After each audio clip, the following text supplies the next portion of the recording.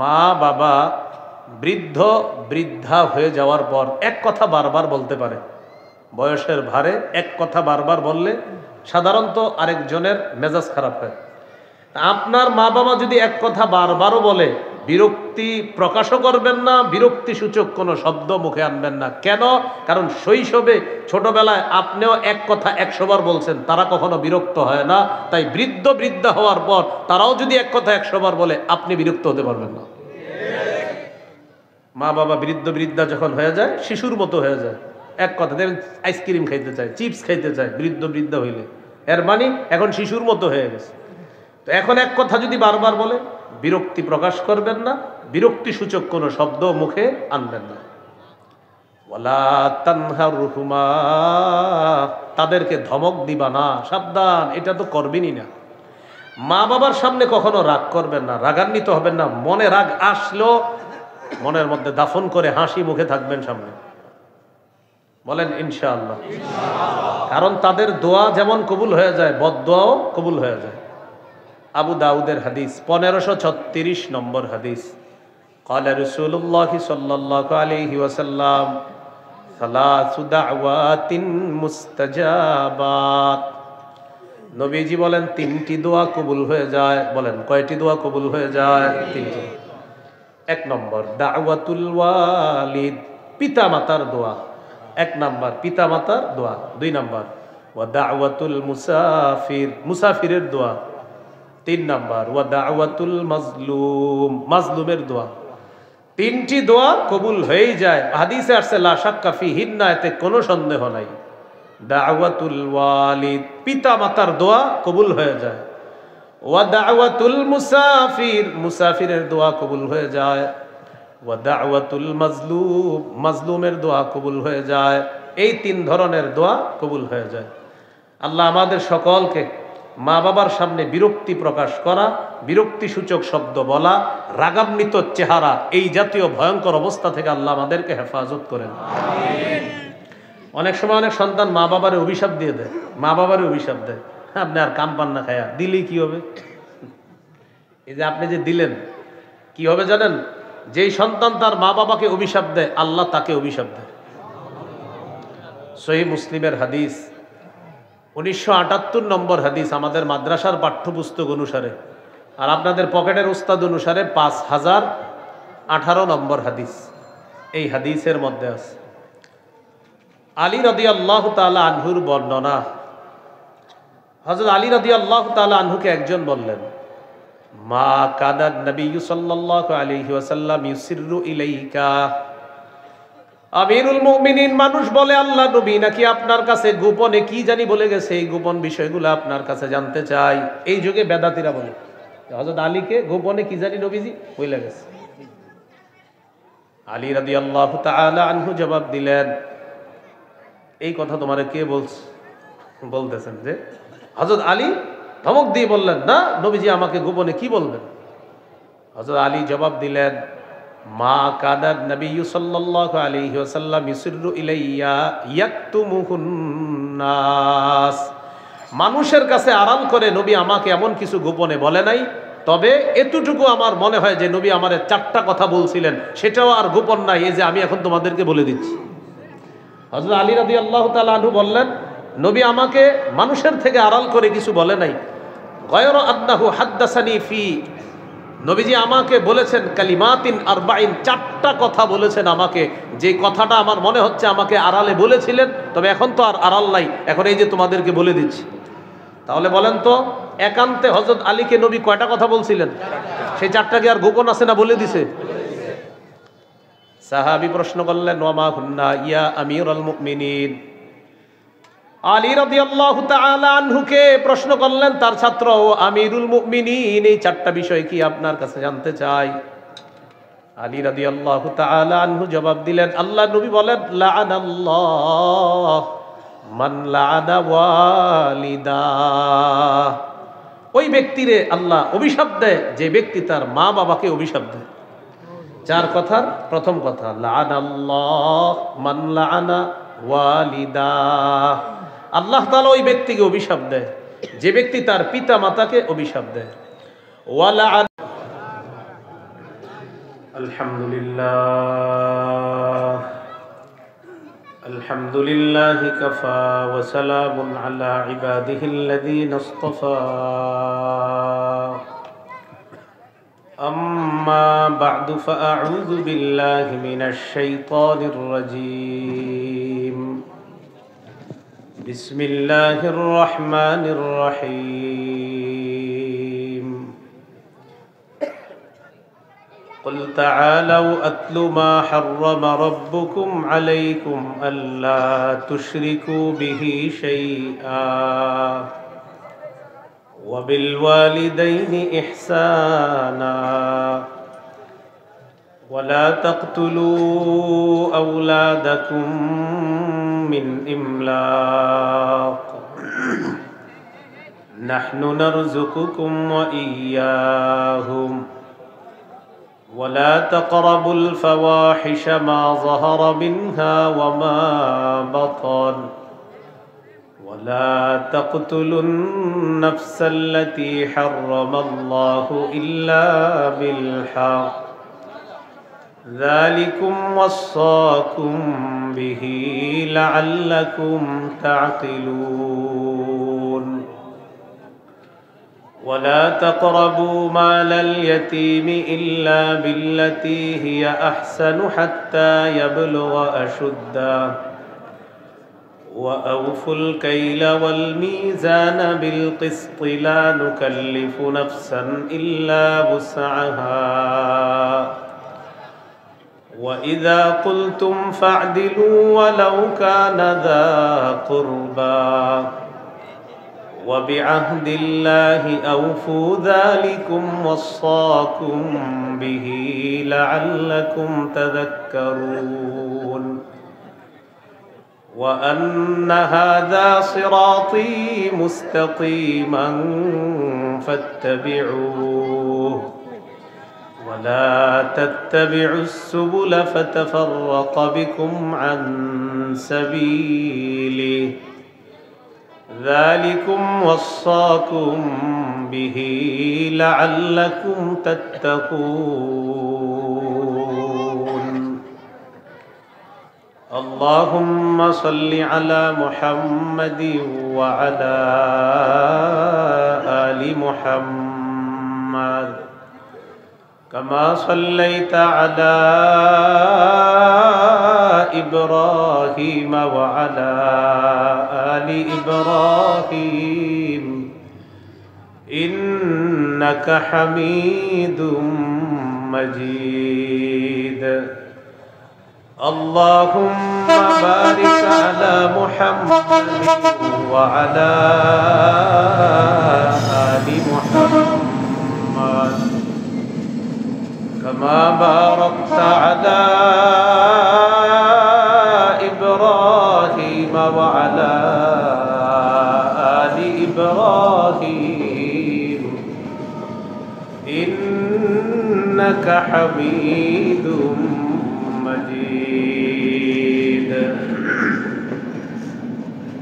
اللهم إني أعوذ بك من شر لساني ومن شر سمعي ومن شر بصري ومن شر مني জামিয়া ইসলামিয়া হুজ্জত আলী মহিলা মাদ্রাসার উদ্যোগে খতমে বুখারী উপলক্ষে 14তম বার্ষিক ওয়াজ মাহফিলের পবিত্র বুখারীর শেষ দর্স আজকে যিনি প্রদান করেছেন আমাদের বাংলাদেশের সর্বজন শ্রদ্ধেয় আলেমে দ্বীন আল্লামা মুফতি দিলাওয়ার হুসাইন দামাত বরকাতুহুমুল আলিয়া মুহতামিম দারুল উলুম মসজিদুল আকবর কমপ্লেক্স মিরপুর 1 ঢাকা এতক্ষণ গুরুত্বপূর্ণ আলোচনা পেশ করেছেন মাওলানা মুফতি ওলিউল্লাহ দামাত বরকাতুহুমুল আলিয়া মুহাদ্দিস জামিয়া কারিমিয়া আরাবিয়া রামপুরা ঢাকা বাদেশা গুরুত্বপূর্ণ কথা বলেছেন মাওলানা মেহরাজুল হক মাজহারি দামাত বরকাতুহুমুল আলিয়া খতিব মান্ডা জামে মসজিদ ঢাকা আরজ গুজার আলহাজ মাওলানা হাবিবুর রহমান প্রিন্সিপাল অত্র মাদ্রাসা উপস্থিত হযরত উলামায়ে কেরাম মুসলমান ভাইরা আল্লাহ তাআলার দরবারে শুকরিয়া আদায় করছি আল্লাহ আমাদেরকে এই মাহফিলে উপস্থিত হওয়ার তৌফিক দান করেছেন বলে আলহামদুলিল্লাহ। আমি আপনাদের সামনে সূরাতুল আনআম, এই সূরার 151 থেকে 153 নম্বর আয়াতে কারিমা তেলাওয়াত করেছি। 3টি আয়াত তেলাওয়াত করলাম, 151, 152, 153। এই 3 আয়াতে আল্লাহ তাআলা 10টি বিষয়ে আলোচনা করেছেন। 1 নম্বর, শিরিক করা যাবে না। 2 নম্বর, পিতা মাতার সেবা করা। 3 নম্বর, দারিদ্রতার ভয়ে সন্তান হত্যা করা যাবে না। 4 নম্বর, প্রকাশ্য অশ্লীলতা, গোপন অশ্লীলতার কাছে যাওয়া যাবে না। 5 নম্বর, অন্যায়ভাবে কোনো প্রাণকে হত্যা করা যাবে না। 6 নম্বর, ইতিমের সম্পদের কাছেও যাওয়া যাবে না, ইতিমের সম্পদ আত্মসাৎ করার চিন্তাও করা যাবে না। 7 নম্বর, পরিমাপ এবং ওজন যখন করব পরিমাপ এবং ওজন পরিপূর্ণ করে দিতে হবে। 8 নম্বর, আল্লাহর সাথে কৃত অঙ্গীকার পুরা করা। 9 নম্বর, 8 নম্বর, কথা বললে সত্য কথা বলা। 9 নম্বর, আল্লাহর সাথে কৃত অঙ্গীকার পুরা করা। 10 নম্বর, সিরাতে মুস্তাকিম, সোজা রাস্তা, সঠিক রাস্তার অনুসরণ করা। আশেপাশে অনেক বাঁকা রাস্তা আছে, এগুলা অনুসরণ করা যাবে না। এই 10টি বিষয় আল্লাহ 3 আয়াতে বলেছেন। আল্লাহ তাআলা প্রথম যেই উপদেশটা আমাদেরকে দিয়েছেন, আল্লাহ বলেন, قُلْ تَعَالَوْا أَتْلُ مَا حَرَّمَ رَبُّكُمْ عَلَيْكُمْ أَلَّا تُشْرِكُوا بِهِ شَيْئًا। নবী, আপনি বলেন, তোমরা আসো, আমি তোমাদেরকে তেলাওয়াত করে শোনাই, যা তোমাদের রব তোমাদের উপর হারাম করেছেন তা তোমাদেরকে আমি তেলাওয়াত করে শোনাই। কি হারাম করেছেন? আল্লাহ তুশরিকু বিহি শাইআ, তোমরা তার সাথে শিরক করবা না, রবের সাথে শিরিক করবা না। শিরিক করা হারাম করেছেন। সূরা লুকমানের 13 নম্বর আয়াতে আছে, وَإِذْ قَالَ لُقْمَانُ لِابْنِهِ وَهُوَ يَعِظُهُ يَا بُنَيَّ لَا تُشْرِكْ بِاللَّهِ إِنَّ الشِّرْكَ لَظُلْمٌ عَظِيمٌ। স্মরণ করুন ওই সময়কে যখন লোকমান তার সন্তানকে বললেন, হে প্রিয় সন্তান, তুমি আল্লাহর সাথে শিরিক করো না, শিরিক মহা জুলুম। এই আয়াত থেকে বোঝা যায়, অভিভাবক হিসাবে একজন বাবা তার সন্তানকে সবচেয়ে শ্রেষ্ঠ যে উপদেশটা দিবে সেটা হলো, তুমি আল্লাহর সাথে শিরিক করবা না। দেখেন, শিরিকের মাধ্যমে নফসের উপরও জুলুম করা হয়। আপনি শিরিক করলেন মানে আপনার পরকাল বরবাদ। তো পরকালে কে জ্বলবে? শিরিকে না আপনি? হ্যাঁ, যে শিরিক করছে সে জ্বলবে। তাহলে শিরিকের মাধ্যমে নফসের উপরেই জুলুম করা হয়। সূরা বাকারার 54 নম্বর আয়াতে এটাই আল্লাহ বলেছেন। মুসা আলাইহিস সালাতু ওয়াস সালামের জাতি বাছুরকে উপাস্য বানানোর মাধ্যমে শিরিক করল। মুসা আলাইহিস সালাম তাদেরকে বললেন, ইয়া কওমি ইন্নাকুম যালামতুম আনফুসাকুম বিত্তিখাযিকুমুল ইজলা। হে আমার সম্প্রদায়, তোমরা বাছুরকে উপাস্য হিসাবে গ্রহণ করার মাধ্যমে নিজেরা নিজেদের উপর জুলুম করেছো। তাহলে জুলুম নফসের উপর হয় কিসের মাধ্যমে? শিরিকের মাধ্যমে। আল্লাহ আমাদেরকে হেফাজত করেন। ঈমানের সাথে শিরিকের সংমিশ্রণ ঘটানো যাবে না। সূরা আনআমের 82 নম্বর আয়াতে আল্লাহ বলেন, আল্লাযীনা আমানু ওয়া লাম ইয়ালবিসু ঈমানাহুম বিযুলমিন উলাইকা লাহুমুল আমনু ওয়া হুম মুহতাদুন। যারা ঈমান এনেছে আর ঈমানকে শিরিকের সাথে সংমিশ্রণ করেনি, আয়াতে জুলুম দ্বারা উদ্দেশ্য শিরিক।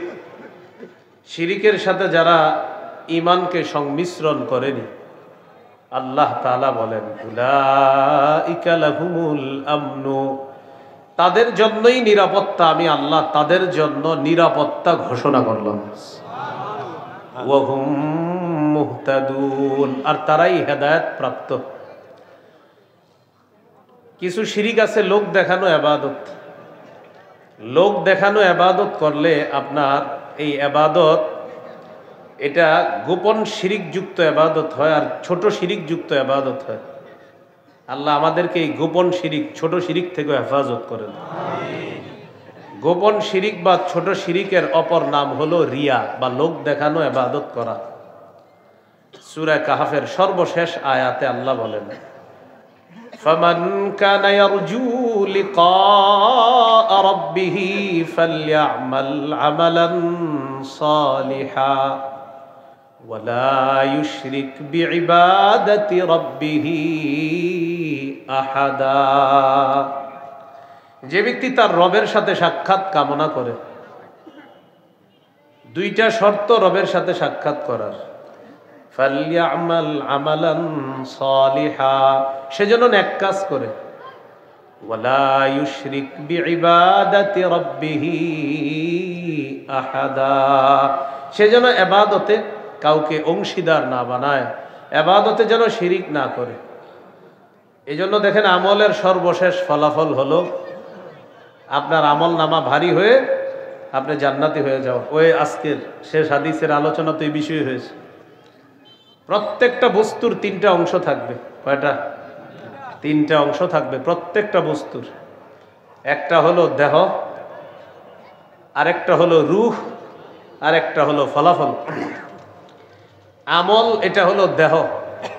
এই আমল নামক দেহের রূহ হলো ইখলাস, আর এই ইখলাস যুক্ত আমলের ফলাফল হলো ওজনের পাল্লায় আপনার আমল নামাটা ভারী হয়ে যাওয়া। এই জন্য ইমাম বুখারী শেষ হাদিস আনছেন আমল ওজনের পাল্লায় মাপা হবে।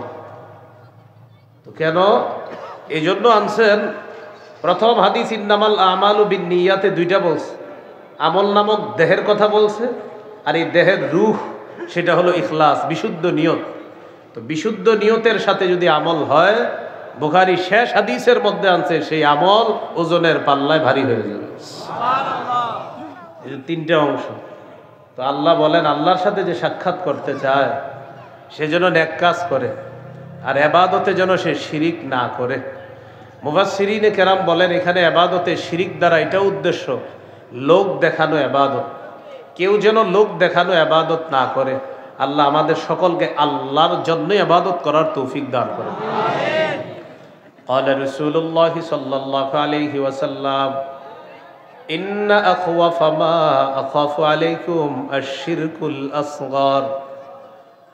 রাসূলুল্লাহ সাল্লাল্লাহু আলাইহি সাল্লাম বলেন আমি তোমাদের ব্যাপারে সবচেয়ে আশঙ্কা করি ছোট শিরকের। ক্বালু ওয়া শিরকুল আসগরু ইয়া রাসূলুল্লাহ। সাহাবীগণ জিজ্ঞাসা করলেন ইয়া রাসূলুল্লাহ ছোট শিরক কি আপনার কাছে জানতে চাই। নবীজি বললেন আর রিয়া, লোক দেখানো ইবাদত করা, এটা হলো ছোট শিরক। লোক দেখানো ইবাদত করা ছোট শিরক, এটাকে গোপন শিরকও বলা হয়।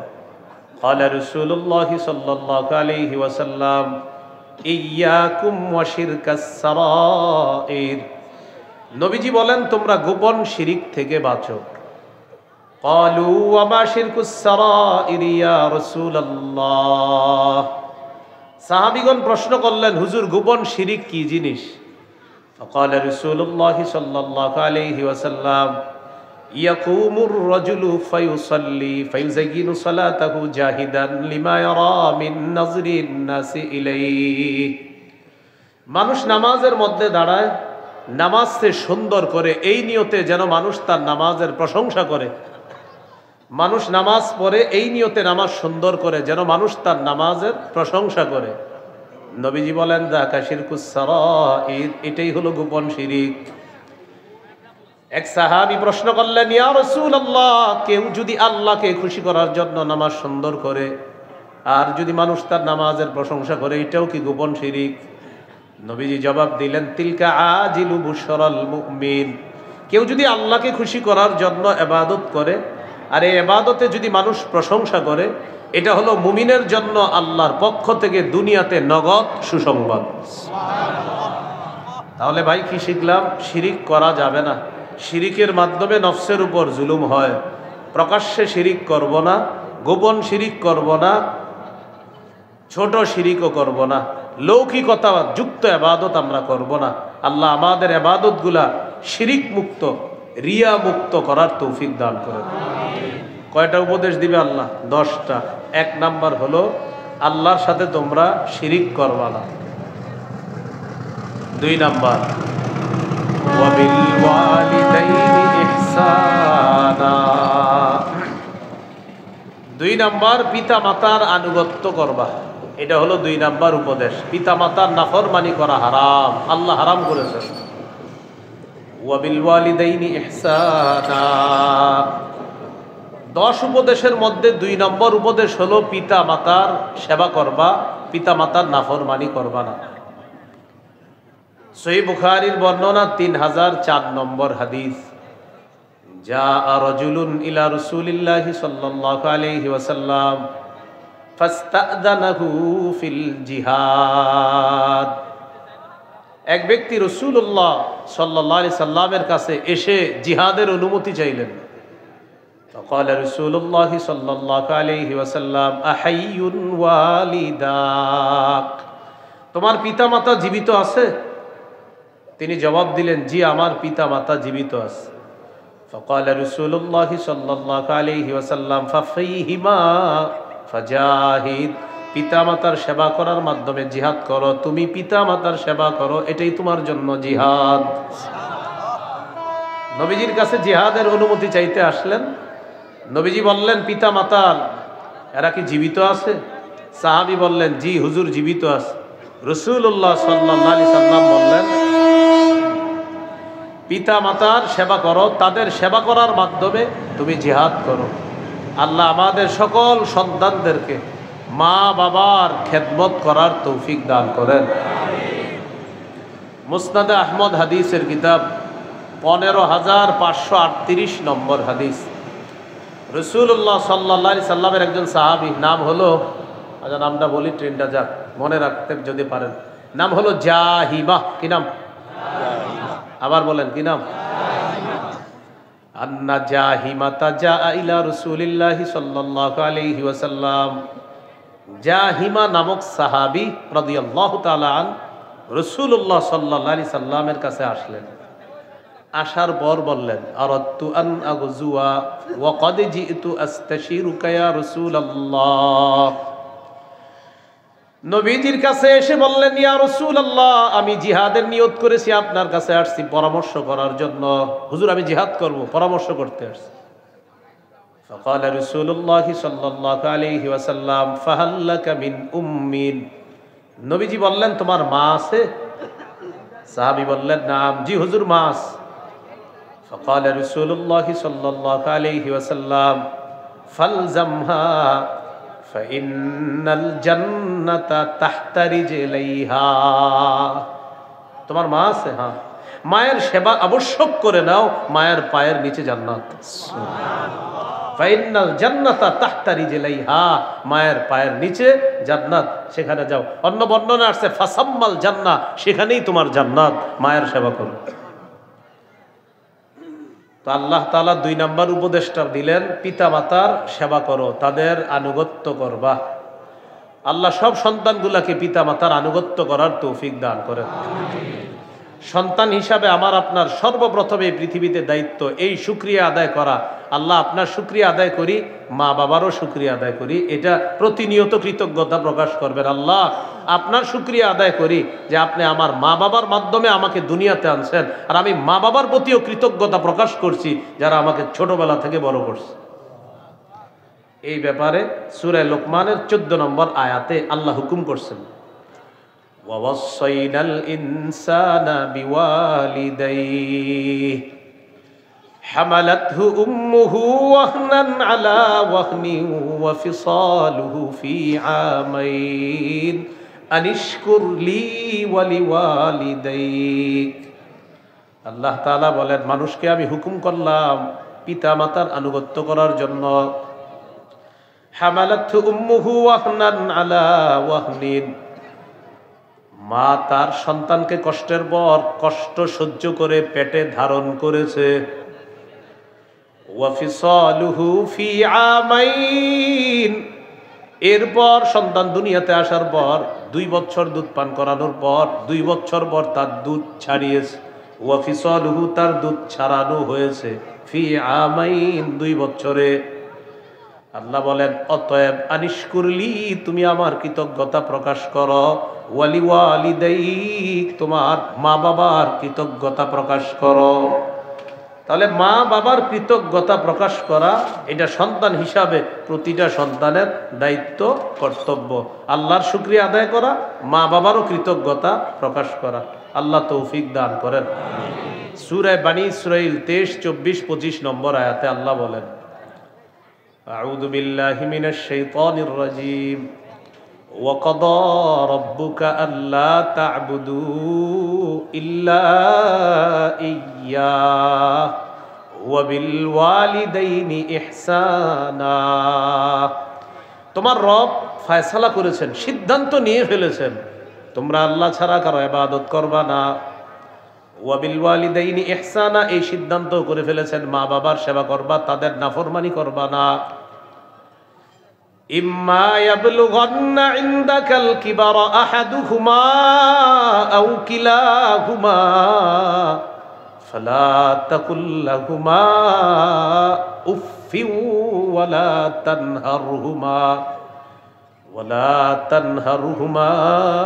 ওয়া কুল লাহুমা কাওলান কারীমা। আল্লাহ তাআলা বলেন, আল্লাহ ফয়সালা করেছেন তোমরা আল্লাহ ছাড়া কারো ইবাদত করবা না, পিতা মাতার সেবা করবা। ইম্মা ইয়াবলুগান্না ইনদাকাল কিবারা আহাদুহুমা আও কিলাহুমা, তোমার কাছে যদি তোমার মা বাবার 2 জনের একজন অথবা 2 জন বার্ধক্যে পৌঁছে যায়, বার্ধক্যে উপনীত হয়, বুড়া বুড়ি বৃদ্ধ বৃদ্ধা হয়ে যায়, খুব বুঝবেন এই জায়গাটা। ফালা তাকুল্লাহুমা উফ, তাদেরকে উফ শব্দটা বলবো না। বলেন সবাই, কি বলবো না? আবার বলেন, উফ। উফ দ্বারা কি উদ্দেশ্য? উফ দ্বারা 2টি উদ্দেশ্য। বলেন আমার সাথে, তাহলে মনে থাকবে। বলেন, বিরক্তি প্রকাশ করব না, অথবা বিরক্তি সূচক কোন শব্দ মুখে উচ্চারণ করব না। এটা হলো উফের ব্যাখ্যা। তাদের সামনে উফ বলবা না। মা বাবা বৃদ্ধ বৃদ্ধা হয়ে যাওয়ার পর এক কথা বারবার বলতে পারে, বয়সের ভারে এক কথা বারবার বললে সাধারণত আরেকজনের মেজাজ খারাপ হয়। আপনার মা বাবা যদি এক কথা বারবারও বলে, বিরক্তি প্রকাশও করবেন না, বিরক্তি সূচক কোনো শব্দ মুখে আনবেন না। কেন? কারণ শৈশবে ছোটবেলায় আপনিও এক কথা 100 বার বলছেন, তারা কখনো বিরক্ত হয় না।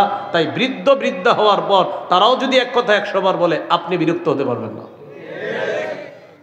মা বাবা বৃদ্ধ বৃদ্ধা যখন হয়ে যায়, শিশুর মতো হয়ে যায়, এক কথা দেখেন আইসক্রিম খাইতে চায়, চিপস খাইতে চায়, বৃদ্ধ বৃদ্ধা হইলে এর মানে এখন শিশুর মতো হয়ে গেছে। তো এখন এক কথা যদি বারবার বলে, বিরক্তি প্রকাশ করবেন না, বিরক্তি সূচক কোনো শব্দ মুখে আনবেন না। ওয়ালা তানহারহুমা, তাদেরকে ধমক দিবা না, সাবধান, এটা তো করবেনই না। মা বাবার সামনে কখনো রাগ করবেন না, রাগান্বিত হবেন না। মনে রাগ আসলেও মনের মধ্যে দাফন করে হাসি মুখে থাকবেন সামনে। বলেন ইনশাআল্লাহ। কারণ তাদের দোয়া যেমন কবুল হয়ে যায়, বদদোয়াও কবুল হয়ে যায়। আবু দাউদের হাদিস, 1536 নম্বর হাদিস। قال رسول الله صلى الله عليه وسلم ثلاث دعوات مستجابات। নবীজি বলেন 3টি দোয়া কবুল হয়ে যায়। বলেন কয়টি দোয়া কবুল হয়ে যায়? 3টি। 1 নম্বর দাওয়াতুল ওয়ালিদ, পিতা মাতার দোয়া। 1 নম্বর পিতা মাতার দোয়া। 2 নম্বর ওয়া দাওয়াতুল মুসাফির, মুসাফিরের দোয়া। 3 নম্বর ওয়া দাওয়াতুল মাজলুম, মাজলুমের দোয়া। তিনটি দোয়া কবুল হয়েই যায়। হাদিসে আসছে লা শাক্কা ফিহিন্না, এতে কোনো সন্দেহ নাই। দাওয়াতুল ওয়ালিদ, পিতা মাতার দোয়া কবুল হয়ে যায়। ওয়া দাওয়াতুল মুসাফির, মুসাফিরের দোয়া কবুল হয়ে যায়। ওয়া দাওয়াতুল মাজলুম, মাজলুমের দোয়া কবুল হয়ে যায়। এই তিন ধরনের দোয়া কবুল হয়ে যায়। আল্লাহ আমাদের সকলকে মা বাবার সামনে বিরক্তি প্রকাশ করা, বিরক্তি সূচক শব্দ বলা, রাগান্বিত চেহারা, এই জাতীয় ভয়ঙ্কর অবস্থা থেকে আল্লাহ আমাদেরকে হেফাজত করেন। অনেক সময় অনেক সন্তান মা বাবারে অভিশাপ দিয়ে দেয়, মা বাবারে অভিশাপ দেয়, আপনি আর কাম পান না খায়া, দিলেই কি হবে? এই যে আপনি যে দিলেন, কি হবে জানেন? যেই সন্তান তার মা বাবাকে অভিশাপ দেয়, আল্লাহ তাকে অভিশাপ দেয়। সহিহ মুসলিমের হাদিস, 1978 নম্বর হাদিস আমাদের মাদ্রাসার পাঠ্যপুস্তক অনুসারে, আর আপনাদের পকেটের উস্তাদ অনুসারে 5018 নম্বর হাদিস। এই হাদিসের মধ্যে আছে আলী রাদিয়াল্লাহু তাআলা আনহুর বর্ণনা। হযরত আলী রাদিয়াল্লাহু তাআলা আনহুকে একজন বললেন, মা কাদান নবী সাল্লাল্লাহু আলাইহি ওয়াসাল্লাম ইউসিররু ইলাইকা। আমিরুল মুমিনিন মানুষ বলে, আল্লাহ নবী নাকি আপনার কাছে গোপনে কি জানি বলে গেছে, এই গোপন বিষয়গুলো আপনার কাছে জানতে চাই। এই যুগে বেদাতীরা বলে হযরত আলীকে গোপনে কি জানি নবীজি বলে গেছে। আলী রাদিয়াল্লাহু তাআলা আনহু জবাব দিলেন, এই কথা তোমারে কে বলতেছেন? যে হযরত আলী ধমক দিয়ে বললেন, না নবীজি আমাকে গোপনে কি বলবেন? হযরত আলী জবাব দিলেন, মা কাদান নবী সাল্লাল্লাহু আলাইহি ওয়াসাল্লাম ইউসিররু ইলাইয়া ইয়াকতুমুহুন নাস।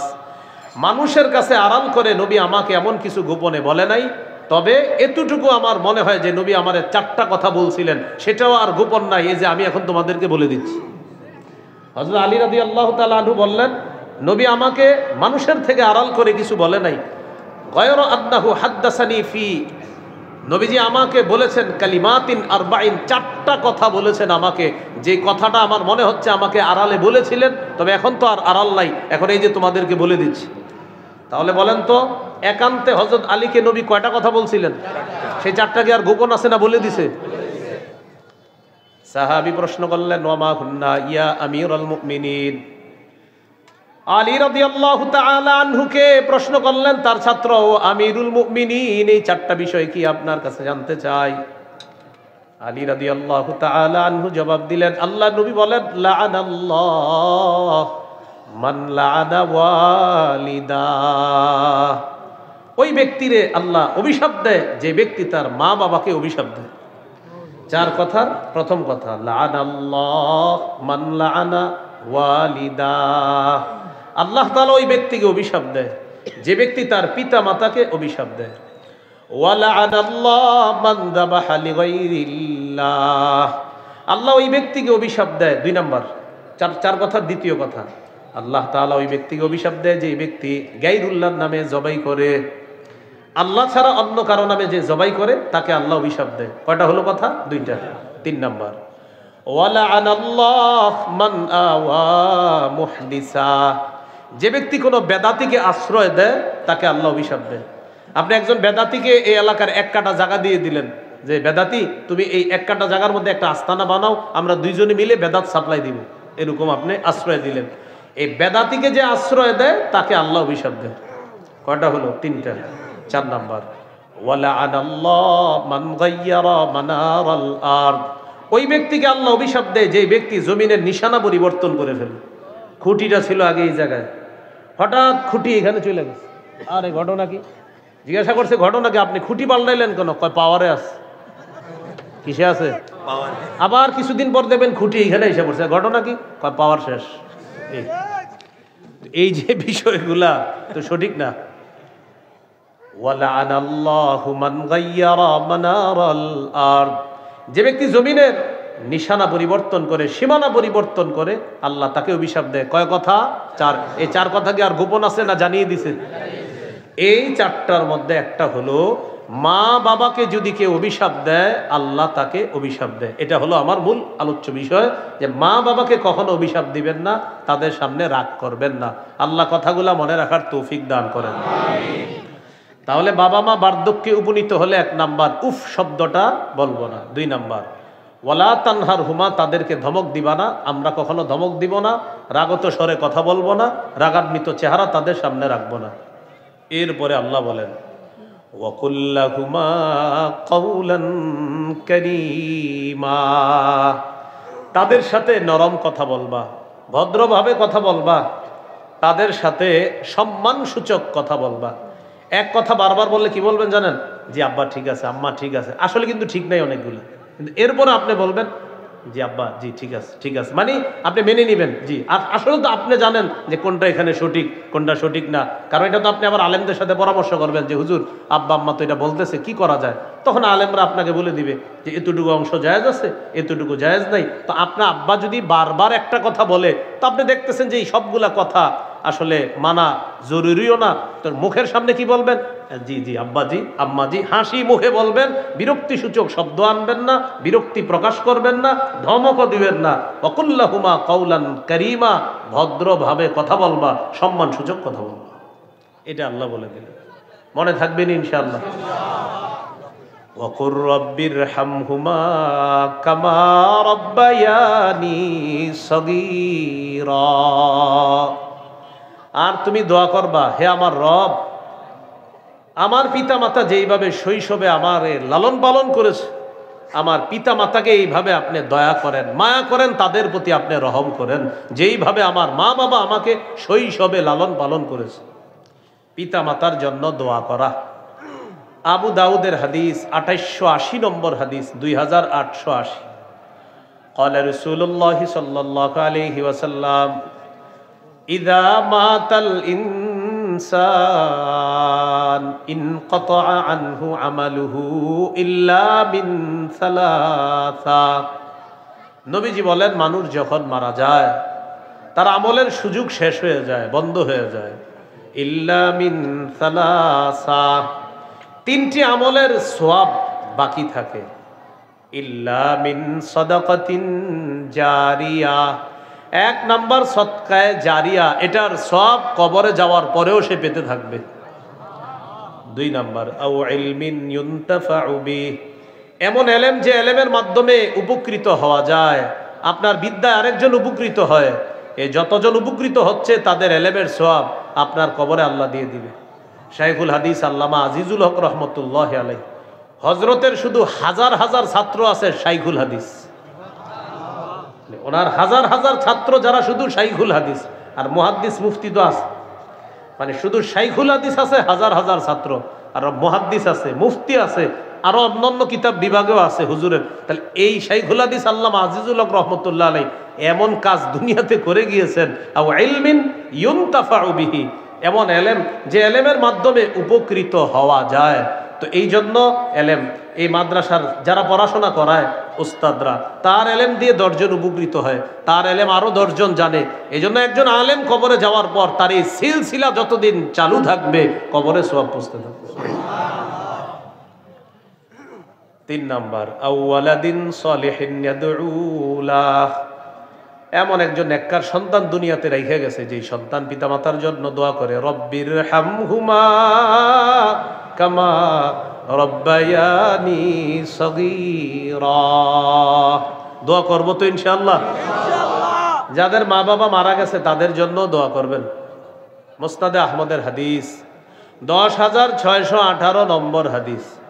قال رسول الله صلى الله عليه وسلم إن الله لا يرفع الدرجة للعبد الصالح في الجنة فيقول يا رب أنى لي هذا।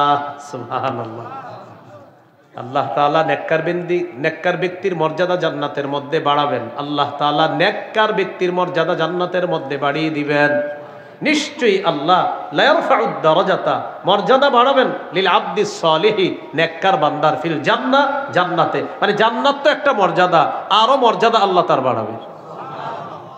ফায়াকুলু, ওই ব্যক্তি বলবে, ইয়া রাব্বি আন্না লি হাদা, আল্লাহ আমার এই মর্যাদা বাড়লো কেন? নেককার ব্যক্তি আল্লাহকে বলবে, আল্লাহ আমার মর্যাদা বাড়লো কেন?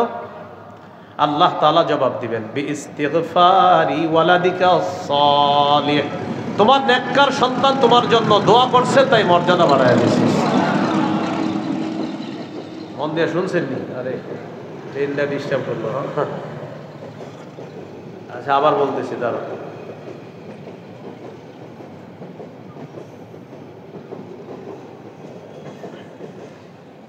মা বাবা যাদের কবরে আছে বেশি বেশি দোয়া করবেন, আল্লাহ আমার আব্বাকে জান্নাত দেন, আল্লাহ আমার আম্মাকে জান্নাত দেন, আল্লাহ আব্বার মর্যাদা বাড়ায়া দেন, আল্লাহ আম্মার মর্যাদা বাড়ায়া দেন, আল্লাহ আব্বার কোনো গুনাহ থাকলে মাফ করে দেন, আম্মার কোনো গুনাহ থাকলে মাফ করে দেন, এরকম খালি বারবার বলেন। তো আল্লাহর রসুল সাল্লাল্লাহু আলাইহি সাল্লাম বলেন আল্লাহ তাআলা নেককার বান্দার মর্যাদা জান্নাতে বাড়ায়া দেয়। বাড়ায়া দেওয়ার পর নেককার বান্দা বলে, আল্লাহ আমার মর্যাদা কেন বাড়লো? আল্লাহ তখন বলে, বিইস্তিগফারি ওয়ালাদিকা, তোমার নেককার সন্তান তোমার জন্য ইস্তেগফার পাঠ করছে, তাই আমি আল্লাহ তোমার মর্যাদা বাড়িয়ে দিচ্ছি। তাহলে দোয়া করবো তো ইনশাআল্লাহ। আল্লাহ তৌফিক দান করেন। বলেন সূরা আনামে কয় উপদেশ দিবে আল্লাহ? হ্যাঁ হ্যাঁ, কয় উপদেশ দিবে? 10 উপদেশ। তো যাই হোক, পরের অংশটা শুনিনি, সূরা বনী ইসরাঈলের।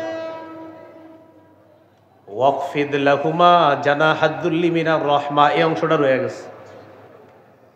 ওয়াকফিদ লাহুমা জানাহাদ যুল্লি মিনার রাহমা, তুমি তোমার পিতা মাতার সামনে তাদের জন্য রহমতের ডানা বিছিয়ে দিবা, দয়ার ডানা বিছিয়ে দিবা, নম্র ব্যবহারের মাধ্যমে তাদের সামনে বিনয়ী হবা। তাহলে মোট কয়েকটা হুকুম। তোমার মা বাবা যদি তোমার কাছে বার্ধক্যে উপনীত হয়, তাদেরকে উফ বলবা না। আমি উফের ব্যাখ্যা দিয়েছিলাম, বিরক্তি সূচক শব্দ বলবো না, বিরক্তি প্রকাশ করব না। 2 নাম্বার, ওয়ালা তানহার হুমা, তাদেরকে ধমক দিবা না। ওই যে এক কথা বারবার বলবে, আপনি ধমক দিবেন না, রাগত স্বরে কথা বলবেন না। ওয়াকুল্লাহুমা কাউলান কারীমা, তাদের সাথে ভদ্রভাবে কথা বলবা। 4 নাম্বার, ওয়াকফিদ লাহুমা জানাহাদ যুল্লি মিনার রাহমা, তাদের সামনে দয়ার ডানা বিছিয়ে দিবা, নম্র আচরণের মাধ্যমে তাদের সামনে বিনয়ী হবা। 5 নাম্বার, ওয়াকুর রব্বির হামহুমা কামা রব্বায়ানি সগীরা, দোয়া করবা মা বাবার জন্য আল্লাহ যেন তাদের প্রতি দয়া করে। আল্লাহ আমাদেরকে এমন সুসন্তান হওয়ার তৌফিক দান করেন। তাহলে 10 উপদেশের মধ্যে 2টা গেল। 1 নাম্বার শিরিক করা যাবে না, 2 নাম্বার মা বাবার নাফরমানি করা যাবে না, তাদের আনুগত্য করতে হবে। 3 নাম্বার, ওয়ালা তাকতুলু আওলাদাকুম মিন ইমলাক নাহনু নারযুকুকুম ওয়া ইয়্যাহুম, তোমরা তোমাদের সন্তানদেরকে